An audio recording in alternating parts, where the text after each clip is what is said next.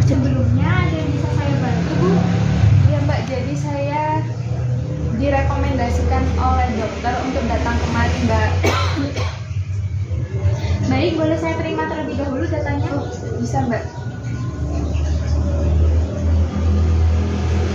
Baik, benar ini direkomendasikan oleh dokter untuk kemari. Sebelumnya, untuk melengkapi data ini, apakah Ibu sudah pernah mengukur tinggi badan dan berat badan, Bu?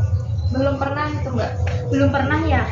Baik, untuk melengkapi data ini, kita terlebih dahulu ke ruangan sebelah ya, Bu ya, untuk mengukur tinggi badan dan berat badan. Mari, Bu.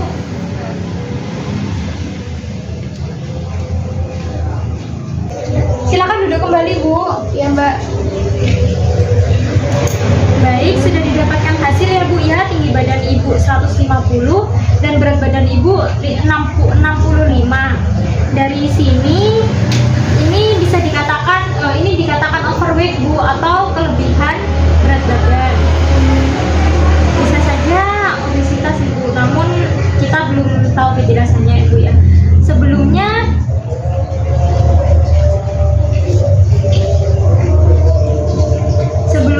untuk selanjutnya saya akan memberikan contoh gambar dari web ya Bu ya. Karena ini dikatakan overweight, bisa saja ini gejala diabetes Ibu. Sebelumnya hari-hari ini apa yang Ibu rasakan Bu? Akhir-akhir ini ya Mbak, saya tuh sering merasakan mudah lapar, terusan itu sering haus, terus sering pusing Ya. sama lemas gitu Mbak. Lalu untuk makannya sendiri Bu, Ibu sehari makan berapa kali? Biasanya saya makan 3 kali sehari sih Mbak. 3 kali. Itu pagi, sore, sama malam. Kalau siangnya itu saya biasanya itu makan roti-roti bolu gitu Mbak. Lalu untuk kegiatannya sendiri Bu, Ibu biasanya melakukan kegiatan apa? Gak usah guyu, kalau poin pro langsung aja. Ya. Nah, Biasanya itu ya dari pagi sampai sore itu saya biasanya itu di pasar Mbak jualan. Jadi saya itu jarang di rumah. Paling di rumah itu ya sore sama malam aja. Kalau mau tidur. untuk pola makan, frekuensi makannya sendiri, Ibu biasanya untuk nasi, lauk, dan sayur, Ibu menggunakan berapa? Biasanya kalau makan itu ya Mbak, sekali makan itu nasi itu 1 piring penuh. Kemudian itu lauknya itu 1 sampai 2 potong tahu atau tempe. Terus untuk sayurnya itu sekitar 2 sendok makan Mbak. 2 sendok makan ya. Baik. Untuk camilannya sendiri itu biasa makan apa Bu? Lalu dan untuk minumnya bagaimana? Biasanya itu kan saya itu cemilannya itu biasanya cuma di siang aja tadi Mbak. Di siang aja.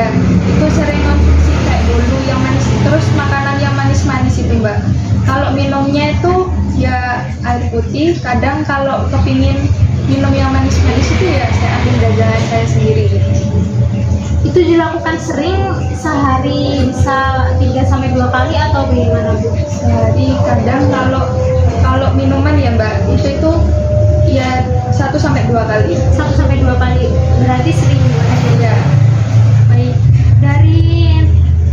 dari hasil yang saya peroleh ini, dengan gejala yang Ibu alami dan pengukuran antropometri tadi, Ibu mengarah ke gejala diabetes mellitus. Apakah Ibu tahu apa itu diabetes mellitus, Bu? Kurang tahu Mbak, apa sama kayak kencing manis itu? Iya Bu, sama. Jadi diabetes mellitus itu merupakan kondisi gula dalam darah melebihi batas normal Bu. Atas rekomendasi dokter, Ibu kan disuruh kemari tadi karena gula darah Ibu melebihi normal. Gula darah Ibu sekitar 230. Namun Gula darah normal itu di bawah 200 Ibu, jadi melebihi normal ya Bu ya. Baik. Lalu untuk gejala sendiri, mungkin Ibu bisa lihat Ibu dari gambar di sini, bisa disimpulkan ya Bu ya, Ibu tadi mengalami mudah haus, mudah lapar, sering buang air kecil, cepat lelah, itu ya Bu ya. Iya, sering itu Mbak. Oh iya, sering. Dari gejala dan pola makan Ibu, diabetes mellitus itu memiliki faktor penyebab Ibu. Mungkin bisa saja dari faktor genetik. Genetik itu contohnya keluarga Ibu, orang tua, atau mungkin sanak saudara Ibu yang masih dalam satu darah itu memiliki riwayat penyakit diabetes mellitus. Apakah Ibu memiliki keluarga yang memiliki gejala penyakit diabetes mellitus? Kalau kakek saya itu Mbak punya DM Ya Ibu ya.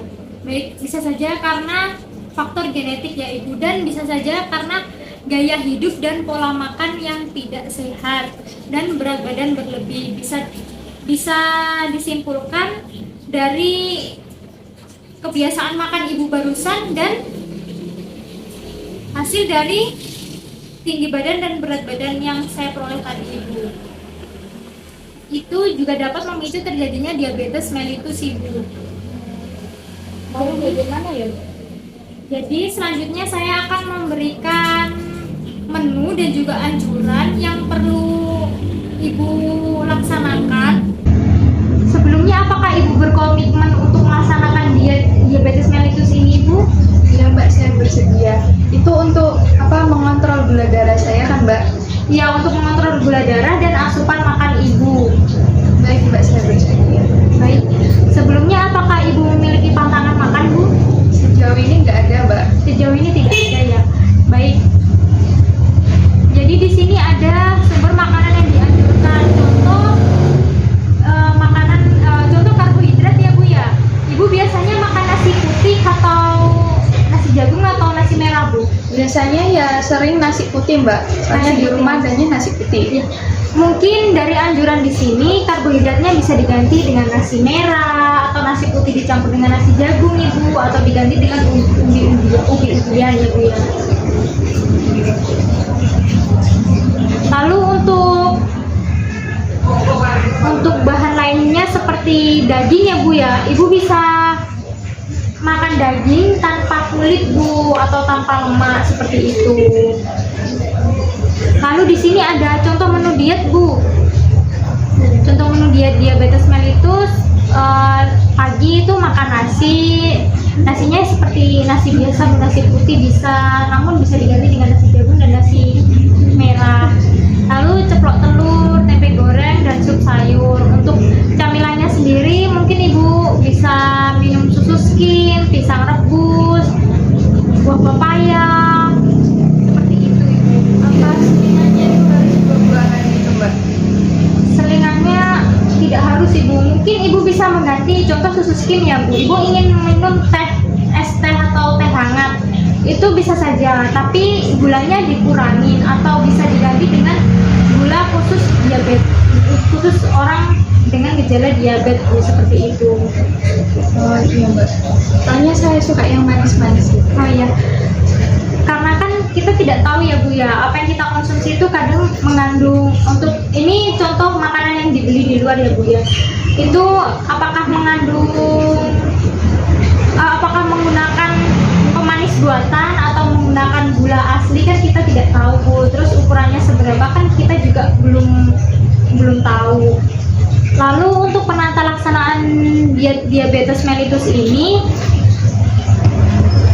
saya sudah melakukan edukasi untuk ibunya untuk mengetahui apa itu diabetes mellitus, terus cara pencegahannya bagaimana, anjuran dan pantangannya.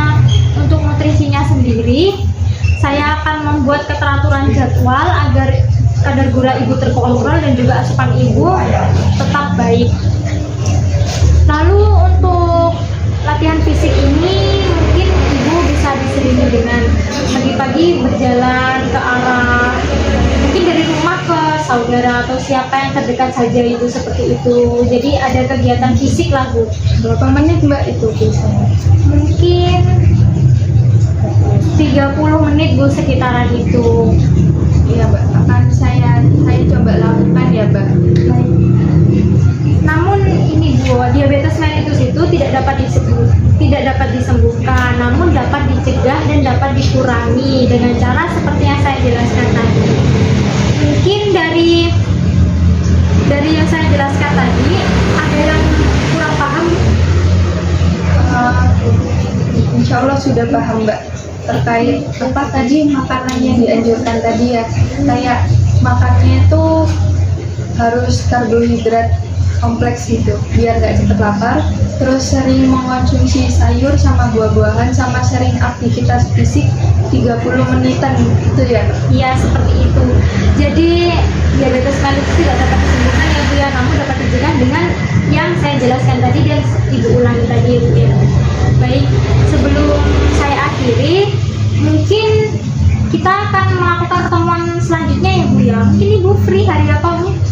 Mungkin hari Kamis sama Jumat Mbak. Untuk waktunya sendiri Biasanya siang jam 11. jam 11 ya. Atau mungkin kepastiannya Ibu bisa chat saya di nomor WhatsApp ini ya Bu ya.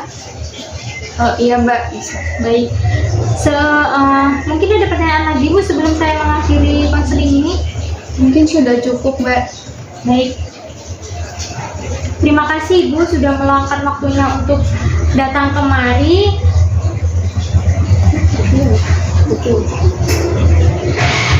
Ini Bu mungkin datanya bisa Ibu simpan dan bisa dijadikan bisa dilanjutkan untuk pertemuan selanjutnya Ibu. Baik Mbak, itu saya mau mengucapkan terima kasih ya Mbak atas bantuannya untuk merekomendasikan agar gula darah saya tuh tetap terkontrol. Iya Bu, sama-sama, karena itu juga tugas saya sebagai ahli gizi. Baik, Terima kasih Bu. ya mari.